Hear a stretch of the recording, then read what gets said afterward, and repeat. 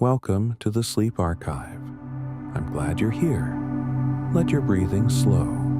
Let the weight of the day fall away. There's nothing you need to do right now except rest. Tonight, we're going to drift through the quiet wonders of time. From the ancient stone circles that tracked the turning of the seasons, to the strange and beautiful truth that the starlight reaching your eyes right now left its source long before you were born. There's so much to explore. Gently, slowly, one fact at a time. If these quiet journeys help you rest, consider subscribing.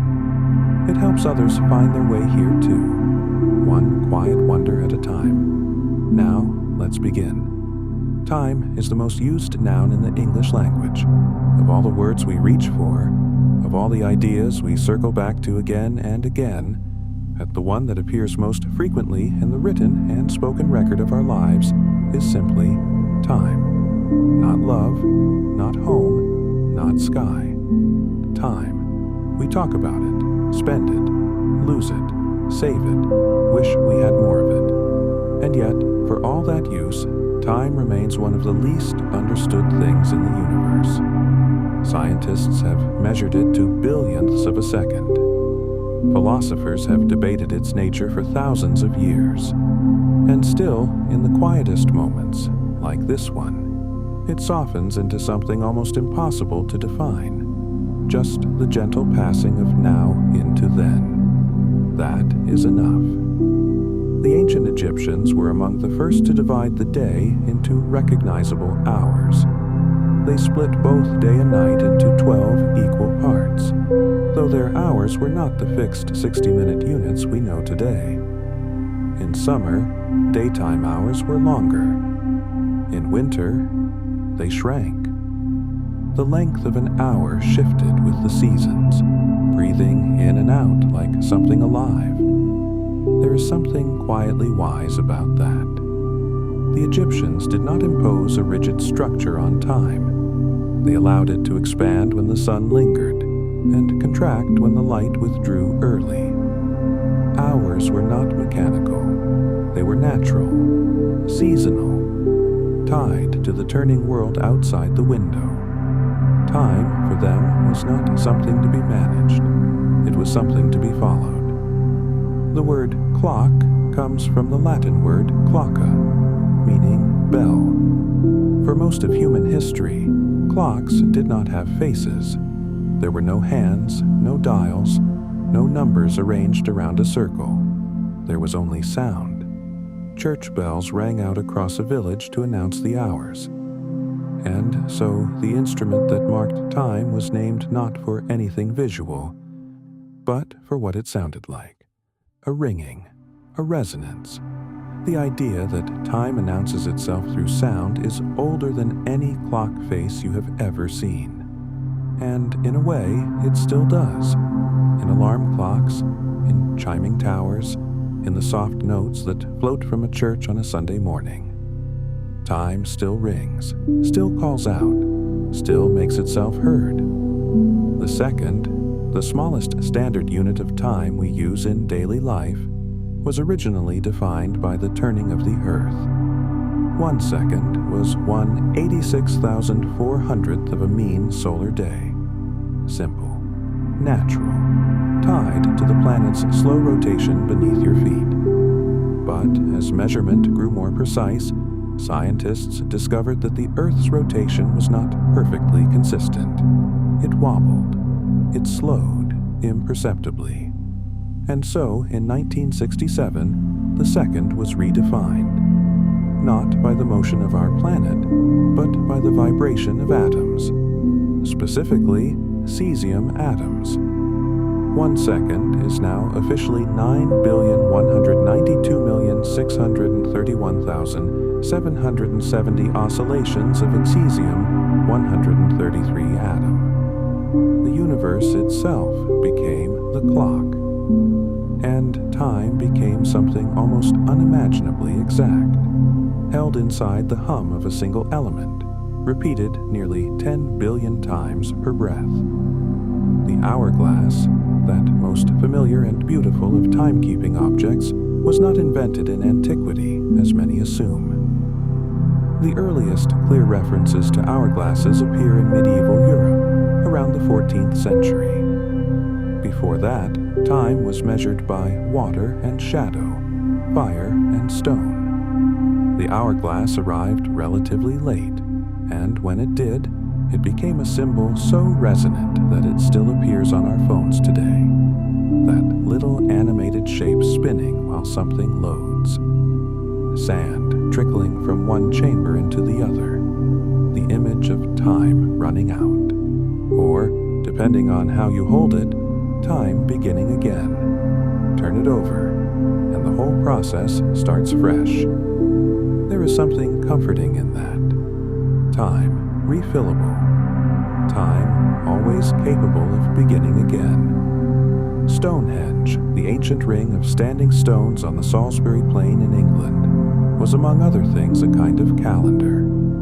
The stones are arranged so that on the morning of the summer solstice, the sun rises precisely over the heel stone and sends its first light directly into the center of the circle.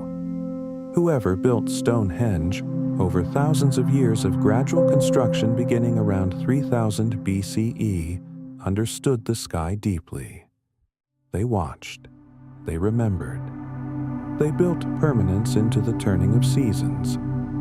We don't know exactly what rituals unfolded inside that circle, but we know that people stood there or watched the same sun arrive and felt, perhaps, what you sometimes feel in the presence of something larger than yourself. A quiet recognition that we are small and that the world is old and that both of those things are perfectly fine. Water clocks, known as clepsydry, are among the oldest timekeeping instruments ever discovered. The word comes from Greek, kleptine, to steal, and hyder, water, a water thief. They worked simply. Water dripped from one vessel into another at a steady rate, and the rising level indicated the hour. Ancient Egypt used them as far back as 1500 BCE. Ancient Greece refined them. They were used in Roman courts, where they measured the time allotted for legal arguments, and across the Islamic world, where some became extraordinary mechanical masterpieces. The idea that time could be held, measured, borrowed from a flowing stream has something poetic in it, as if time were always a kind of water, always moving, always going somewhere, always willing, if you're patient, to tell you where you are. Trees record time in their rings. Slice through the trunk of an old tree, and you find a library written in wood, each ring representing 1 year of growth. Wide rings speak of abundant rain and long summers. Narrow rings tell of drought or cold. Some rings hold the ghost of a volcanic eruption, a year of strange dimness when ash hung in the sky and the sun arrived filtered and pale. In the oldest living trees, the bristlecone pines of the American Southwest, some of which are over 5,000 years old, you can trace more than 50 centuries of seasons inside a single trunk. A tree does not know it is keeping records. It simply grows. And in growing, it becomes an archive, a quiet, rooted, ever-thickening ledger of time past. The concept of time zones was a relatively recent human invention. For most of history, every town set its own clocks according to the local position of the sun. Noon was noon when the sun was highest in the sky, and that noon was different in London and Bristol by 11 minutes. This was a small inconvenience for centuries. Then the railway arrived. Suddenly, trains needed schedules. Schedules needed shared time. In 1884, the International Meridian Conference in Washington, D.C. established Greenwich, England, as the prime meridian, the baseline from which all time zones would be measured. 25 nations agreed, for the sake of coordination, to divide the world into slices of shared time. It was a practical decision, but it was also, quietly, one of the most ambitious acts of cooperation in human history. The whole world agreeing to share the same clock. The Japanese have a word, ma, that describes the meaningful pause, the empty interval, the space between notes in music, between words in conversation, between one breath and the next. Ma is not merely emptiness. It is an active, resonant, purposeful stillness.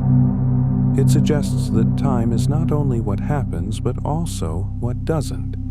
That the pause is as real and as significant as the event.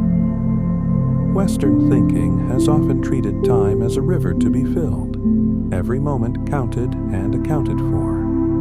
Ma offers a different vision, that the gaps between moments are themselves worthy of attention, that silence has texture, that the space between things is where the world breathes. Lying still and listening is not wasted time. It is, in its own way, the whole point. The phrase o'clock is a contraction of the clock. For centuries before mechanical clocks became common, telling time required specifying which instrument was being used. You might tell the time by the sun, by the bells, or by the clock. Eventually, clocks became so standard that the phrase shortened. 3 of the clock became 3 o'clock. A small linguistic fossil preserved in daily speech, carrying the memory of a time when clockwork was still a novelty. Language, like trees, keeps its own rings. The words you use every morning, every ordinary, unremarkable morning, contain centuries of history quietly preserved inside them, waiting for someone curious enough to stop and look. The Long Now Foundation, a non-profit established in 1996, is building a clock designed to keep accurate time for 10,000 years. It will be housed inside a mountain in the Nevada desert, powered by thermal cycles, the slow expansion and contraction of metal as desert temperatures rise and fall between day and night. The clock ticks once a year. The century hand moves once every 100 years. A cuckoo emerges once every millennium. The purpose of this clock is not practical, it is philosophical. A meditation on long-term thinking, a monument to the idea that some things are worth building for people not yet born, for centuries not yet imagined. Its creators call it the 10,000-year clock, a gift to time itself, made of patience and iron, and the desert's long silence. Light carries time. When you look up at the night sky and find a star, you are not seeing that star as it is now. You are seeing it as it was. Years, centuries, sometimes millennia ago. The light reaching your eye left its source long before you were born. In some cases, before your grandparents were born. Some of the faint points of light visible on a clear night are stars that may no longer exist. They burned out long ago, but their light is still traveling, still arriving. The night sky, in that sense, is not a view of the universe as it is. It is a luminous archive of the universe as it was. When you look up, you are looking backward. You fall asleep every night under a sky made entirely of the past.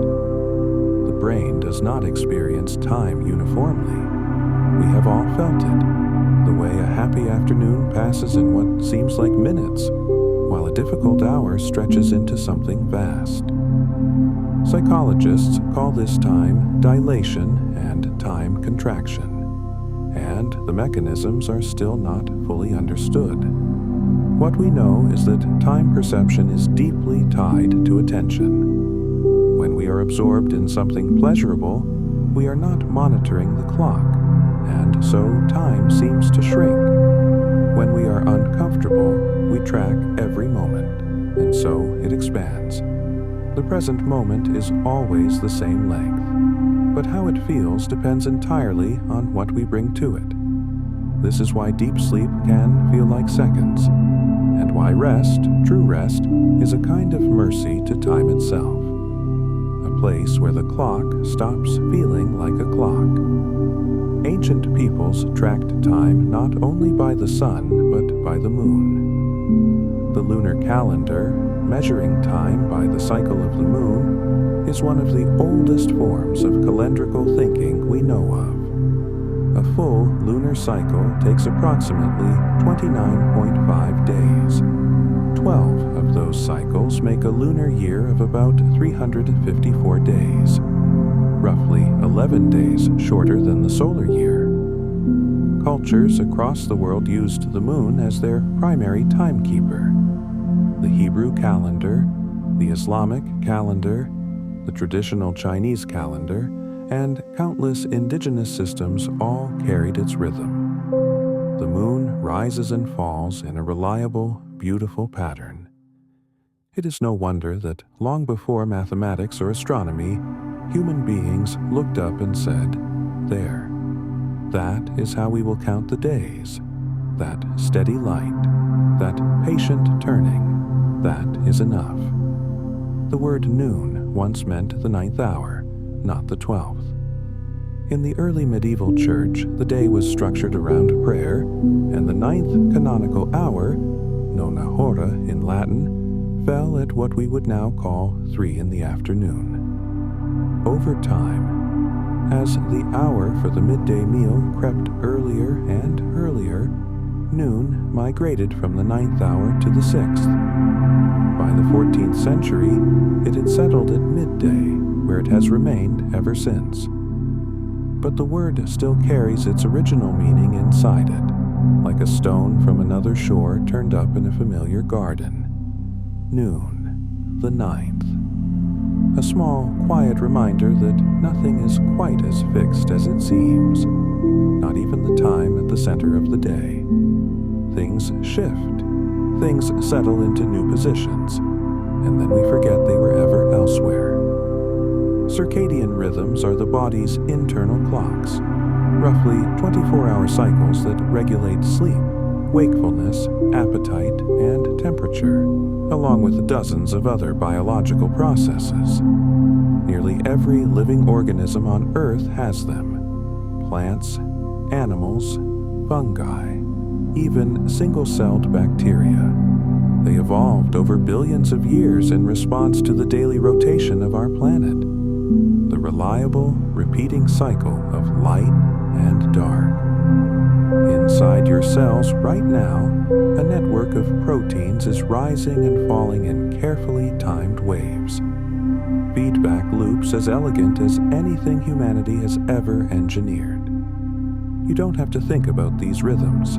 You don't have to maintain them. They run on their own, quietly, in the dark. Older than memory. Older than thought, older than almost everything we call human. Your body knows what time it is. It has always known. The ancient Greeks had 2 words for time that we sometimes translate interchangeably, but that meant very different things. Chronos was sequential, measured time. The minutes and hours marching forward, the clock ticking, the calendar turning. Kairos was something else entirely. The opportune moment, the right time, the instant in which something important becomes possible. You cannot schedule Kairos.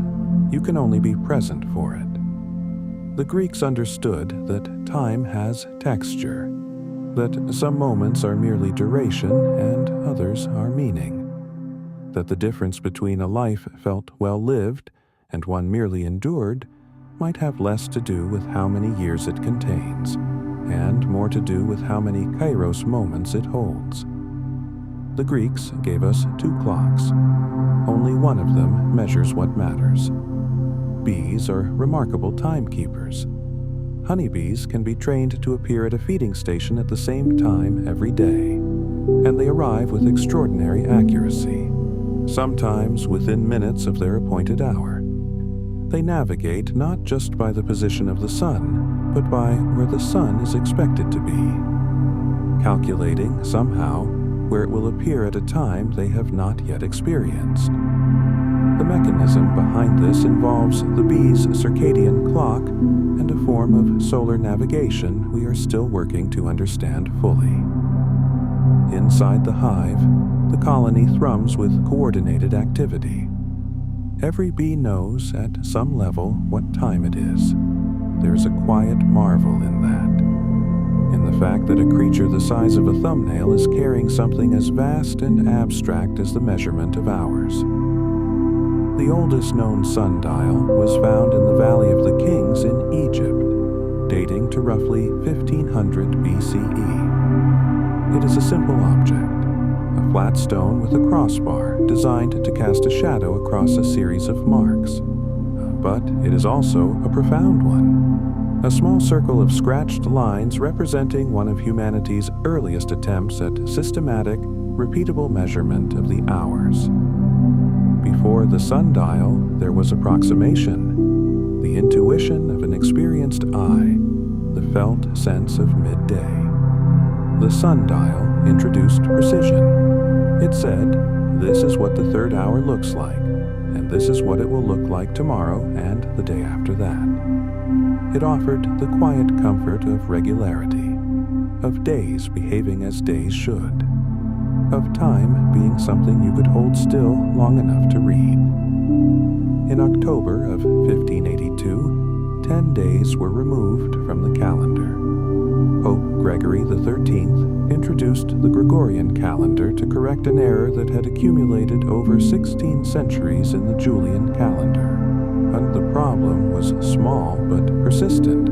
The Julian year overestimated the length of the solar year by about 11 minutes. 11 minutes. Tiny. But over 1600 years, those minutes had stacked up into 10 full days. And so people went to sleep on October 4th and woke up on October 15th. Some were distressed. Some felt robbed. In truth, nothing had changed but the number on the page. The sun rose at the same angle. The birds sang the same morning song. The seasons continued their patient rotation. Time itself rolled on, indifferent and unhurried, as it always has, as it always will. Ice cores are time capsules. When scientists drill deep into the ice sheets of Antarctica or Greenland, they retrieve cylinders of ancient ice containing tiny bubbles of trapped air. Air that was locked away thousands of years ago. Inside those bubbles is the actual atmosphere of the distant past. The carbon dioxide of 10,000 years ago. The volcanic dust from eruptions that shook civilizations we have barely heard of. The chemical record of ancient climates inscribed in ice. Some ice cores reach back 800,000 years. They tell a story of time so long and so patient that all of human history, every city, every poem, every discovery, occupies only the final sliver of the record. The ice has been keeping notes far longer than we have been here to read them. Dreams have a complicated relationship with time. Inside a dream, you might experience what feels like hours, full days, whole lifetimes compressed into moments, and wake to find that only minutes have passed. Some researchers suggest the brain during sleep processes time differently than during waking, potentially replaying and restructuring memory at accelerated rates. The felt sense of time in a dream is elastic. It expands, contracts, loops back on itself. It dissolves the orderly march of before and after, and replaces it with something stranger and more fluid. Some traditions, including certain Aboriginal Australian beliefs, speak of dream time not as sleep time, but as a deeper layer of reality, ancient and enduring, underlying the surface of ordinary life. The border between time and timelessness, it seems, is thinnest at night. A composer's vision is being performed right now in a small church in Halberstadt, Germany. John Cage's composition, As Slow as Possible, began its performance in 2001 and is scheduled to continue for 639 years, ending in the year 2640. Individual notes are held for months. The next chord change is announced in advance, and people travel from across the world to be present for it. The audience for any given note may wait years for the next. It is a meditation on musical time, on what a piece of music means when it outlasts every single person who began listening to it.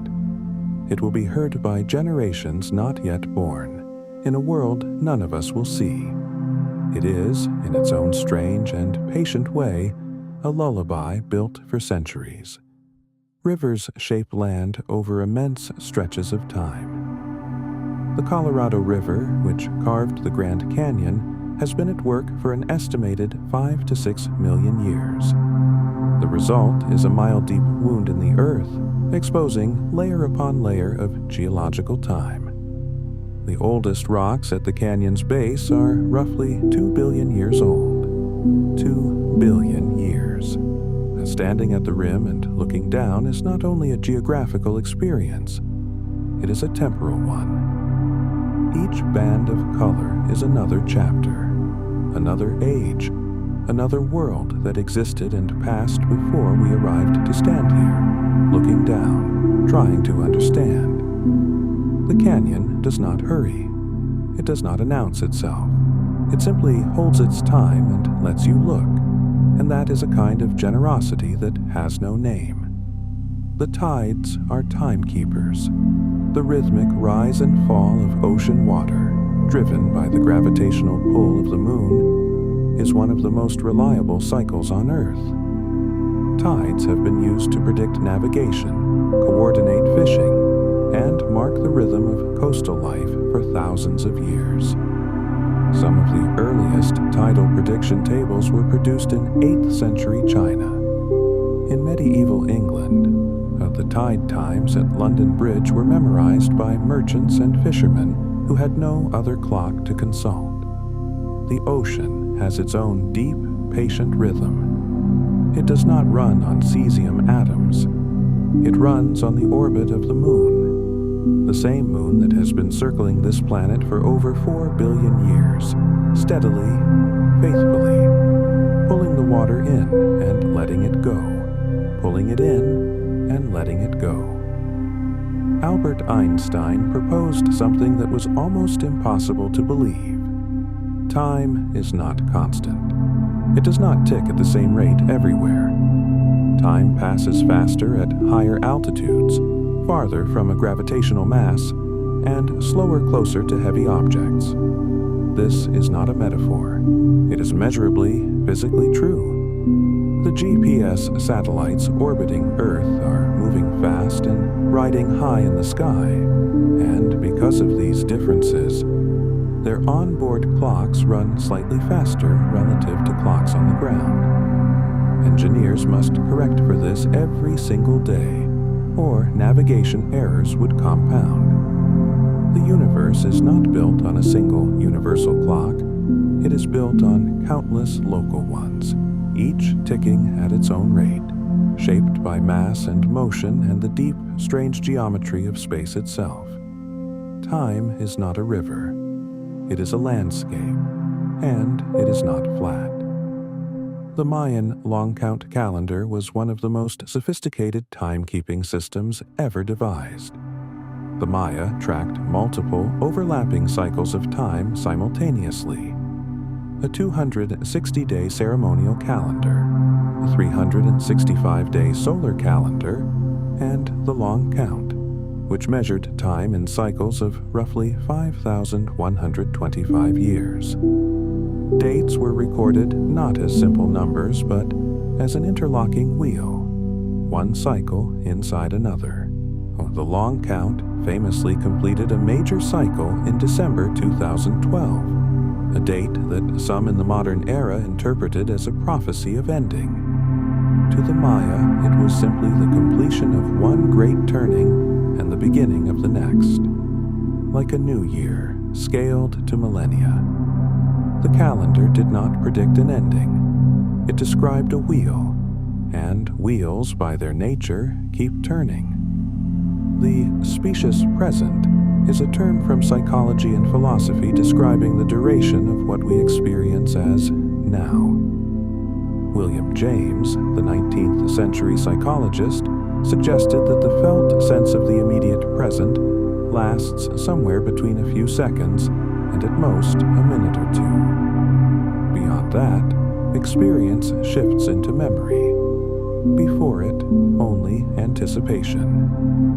What we call the present is actually a small window, a brief flame, constantly renewing itself. The now you are experiencing as you listen to these words is different from the now of a moment ago, that one has already become memory. You are always living at the leading edge of time, the very tip of a wave that has been building for billions of years. You are not watching time pass. You are where time is. Monks in medieval Europe organized their days around the canonical hours. 8 prayer times spread across the waking and sleeping day. Matins before dawn, lauds at sunrise, then prime, terce, sext, none, vespers, and compline at intervals through the day and into the evening. This rhythm gave medieval life a temporal structure unlike our own, not driven by productivity or appointments, but by the desire to divide the day into sacred, mindful intervals.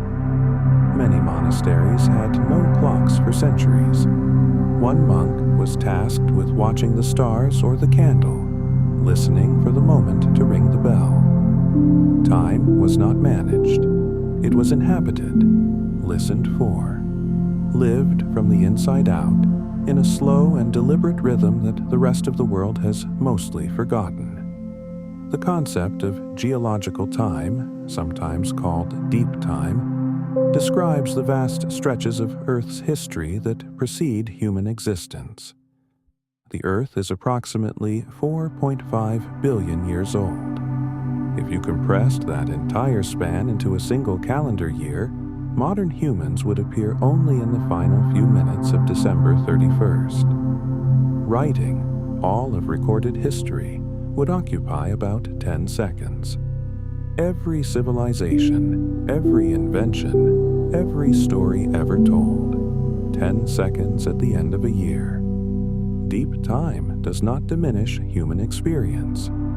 If anything, it reframes it. Every moment of beauty, curiosity, or connection we have ever known is a rare, improbable, precious spark in the great quiet of geological time. We are very new here, and we are, somehow, astonishing. In the 1960s, a French geologist named Michel Siffre spent 2 months alone underground, without clocks, sunlight, or any external signal of time. He wanted to understand what happens to human time perception when stripped of all environmental cues. By the time he emerged, he believed he had been underground for about a month, when in fact 2 full months had passed. Without light, his sleep-wake cycle had lengthened. Days felt shorter than they were. He had drifted gently out of sync with the sun. We are creatures of the sun, it turns out.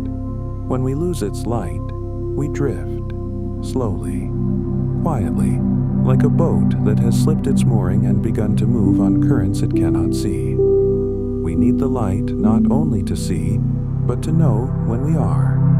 Amber is time made solid. When ancient trees wept resin, thick, golden, fragrant, the resin could trap insects, seeds, and pollen.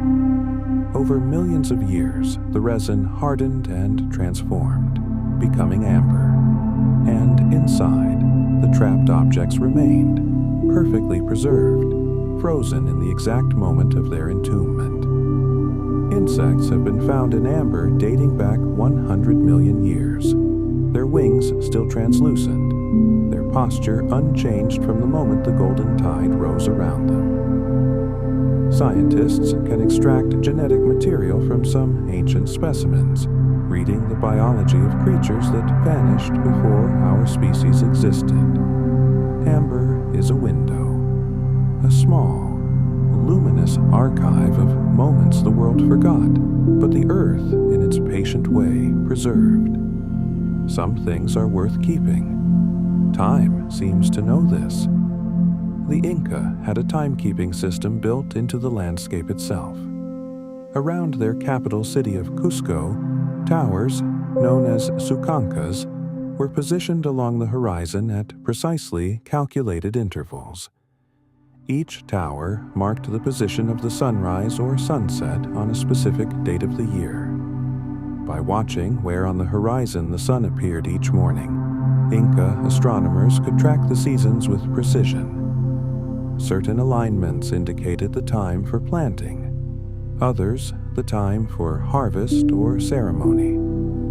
In a civilization without a written calendar, the horizon became one. The sky became a clock face, and the whole city was oriented, subtly, deliberately, toward the movement of the sun, so that the architecture itself could tell you what season it was just by standing still and looking up. The scent of petrichor, the smell of rain on dry earth, contains within it something like a memory of time. The compound geosmin, produced by soil bacteria, is released when rain disturbs dry ground.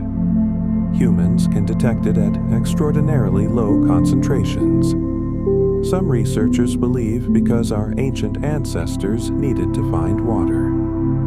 The smell of rain arriving was, quite literally, the smell of survival. And so, when you catch it now, that particular dark, earthy, welcome fragrance before a storm, something older than memory responds. You are, in some sense, smelling deep time. Not just this afternoon's weather, but 10,000 generations of people who looked up at the clouds, breathed in deeply, and felt, for a moment, that everything was going to be all right. There are places on Earth where the evidence of deep time becomes so visible that our ordinary sense of the present grows briefly unstable. The Daintree rainforest in Queensland, Australia, is one such place. It is the oldest continuously surviving tropical rainforest on Earth, with sections estimated to be 180 million years old. Some of the plant families living there today are ancestors of plants from before the dinosaurs. The ferns growing quietly in the shadows have been growing quietly in similar shadows for longer than mammals have existed. The forest does not know this about itself. It simply grows, turning sunlight into leaves, leaves into soil, soil into roots. That, perhaps, is the most extraordinary thing of all. The oldest place on Earth does not know it is old. It is simply alive. Music bends our perception of time. Research in psychology has shown that slow-tempo music causes listeners to experience time as passing more slowly. The music stretches the moment. Conversely, fast, rhythmic music accelerates the felt passage of time. The lullaby, that most ancient of musical forms found in virtually every human culture, almost universally features slow tempo, falling melodic lines, and gentle repetition. These are not accidental. They are technology, a way of softening the inner clock, coaxing the mind into the quiet territory where sleep begins. The music that will carry you at the end of this video works the same way. It is not merely beautiful, it is a kind of carefully shaped kindness, time made gentle and given to you. Fossil footprints are records of a single moment, preserved across millions of years. The Laetoli footprints in Tanzania, discovered in 1976, are a set of hominin footprints preserved in volcanic ash dating back 3.7 million years. Two individuals walked side by side across freshly fallen ash. The ash hardened around the impressions of their feet, and the prints remained, waiting for 3.7 million years to be found. One set shows a person who paused, turned to the left towards something, and then walked on. We don't know what they looked at, but we know the pause happened, the moment of noticing, of turning towards something in the world, of stopping to look. That happened, and in some small and extraordinary way, it is still happening, preserved in stone, held by time. The Voyager 1 spacecraft, launched in 1977, is the most distant human-made object in the universe. It has crossed into interstellar space, beyond the reach of the Sun's solar wind, and is approximately 23 billion kilometers from Earth. The radio signals it sends home travel at the speed of light and take over 22 hours to arrive. Every message from Voyager is, in a quiet sense, a communication across time, reporting conditions as they were a full day ago. Voyager carries a golden record, a collection of sounds and images from Earth, assembled as a message for any intelligence that might someday find it. It is a love letter to the future, sailing through the deep quiet of interstellar space, where it will travel gently for millions of years.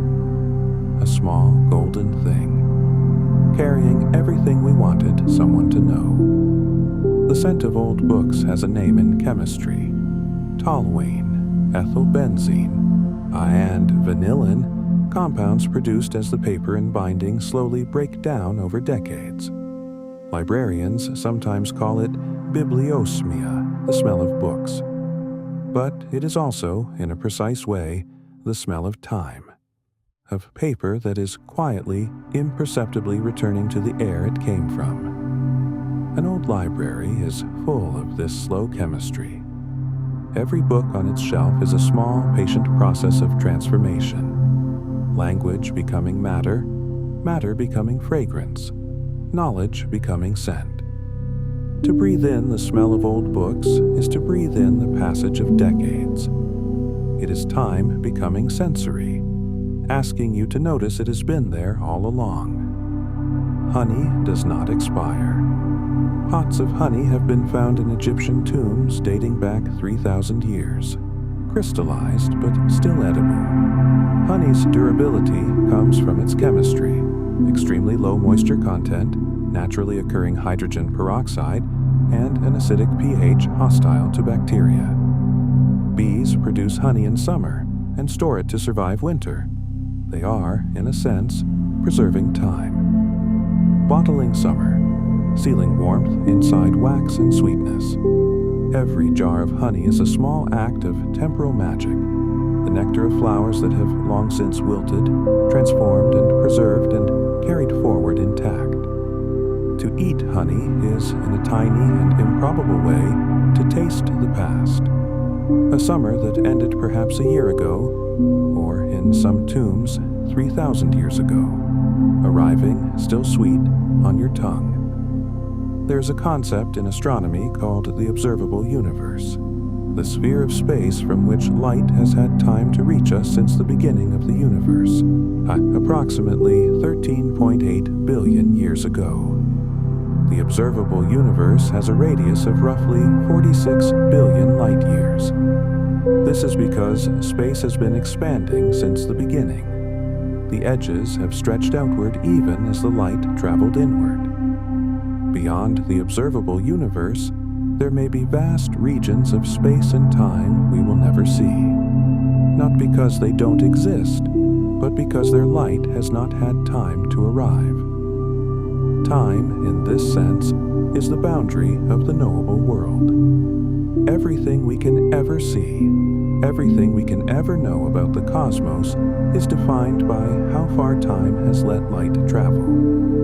We live inside a bubble of time, and the bubble, improbably, is full of stars, clocks on the International Space Station run very slightly differently from clocks on Earth.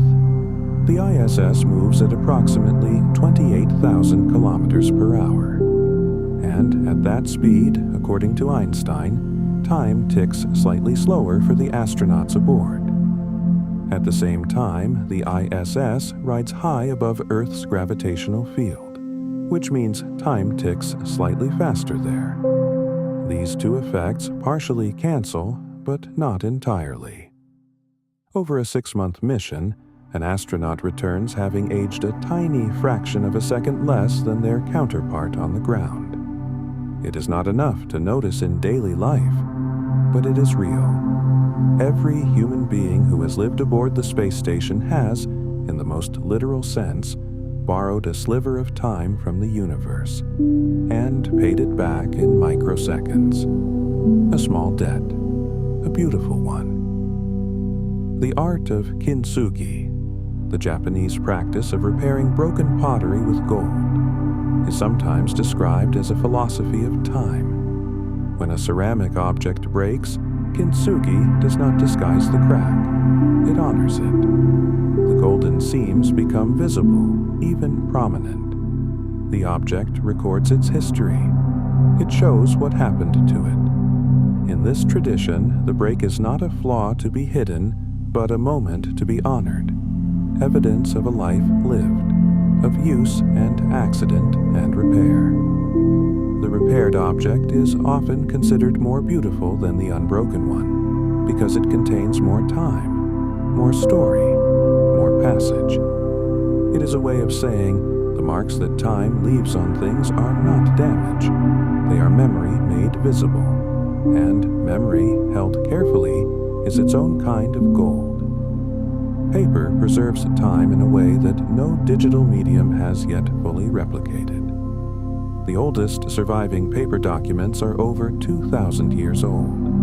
In the right conditions, cool, dry, dark, paper lasts for centuries. The letters, diaries, and manuscripts that have survived on paper form a bridge across time. The actual object that a medieval monk held, that a Renaissance scholar annotated, that a child in ancient China pressed their inked brush against. A letter written by a monk in an Irish monastery 1,200 years ago, complaining about the cold of the room where he worked. Still readable, still warm with his small humanity across 12 centuries.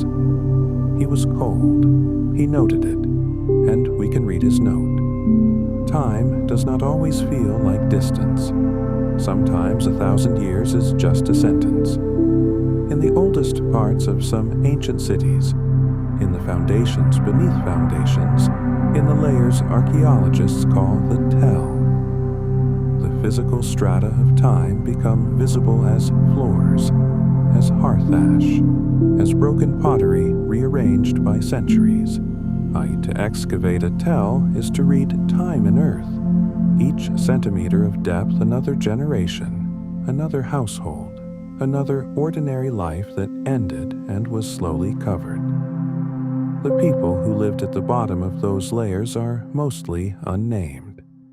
Their objects are modest, grain jars, spinning weights, the small bones of a dog. But their lives were as full and textured as yours. They watched the same moon. They breathed the same cool air before dawn. They, too, must have sometimes lain in the dark and wondered what it all meant. You are not so far from them. Not really.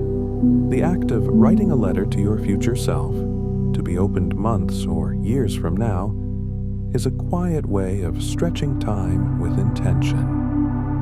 Many people write them at turning points, a new year, a graduation, the edge of a change. The letter preserves a specific you, your hopes, your worries, your particular and unrepeatable perspective on this moment, and carries it forward. There is something tender about it. You are trusting your future self with a message from your past self. You are asking time to carry something small and personal across its surface. Time is often willing. The letters arrive. The person opens them. And for a moment, they meet the person they used to be, someone they had nearly forgotten, standing quietly in the past, still waving. The universe began approximately 13.8 billion years ago with an event we call the Big Bang, a moment from which space, time, and everything within them emerged. Before that moment, as far as we can determine, there was no time, not silence, not darkness, not waiting, just the absolute absence of the conditions for any of those things to exist. Time was not already there, waiting for the universe to begin. It was created along with everything else, which means that time is not a container that the universe exists inside. It is something the universe does, something it generates moment by moment, simply by being. You are not living in time. You are part of the universe's ongoing act of creating it. Each breath you take is time being made. Each moment of rest is time folding gently back on itself, asking for nothing, offering everything. And now, as the words grow soft and the night deepens around you, there is nothing left to account for. No hour to track, no moment to catch. You have drifted through centuries and atoms, through canyons and candlelight, through amber and starlight and the quiet rings inside an ancient tree, through monks listening for bells in the dark, and bees who know what hour it is, and a golden record sailing through the cold quiet of interstellar space with everything we wanted someone, somewhere, to know. Time has been with you all along, not chasing you, not counting you down, but carrying you gently, the way a river carries a leaf without effort or intention. You don't have to keep track of anything now. There is nowhere to be, nothing to remember, nothing to do but let the night do what the night has always done, slowly, softly, without a sound, and carry you somewhere warm. Let the quiet hold you now. Sleep well. If you're already drifting, let the music carry you the rest of the way. And if you're still here, still listening, there's another quiet journey waiting for you whenever you're ready.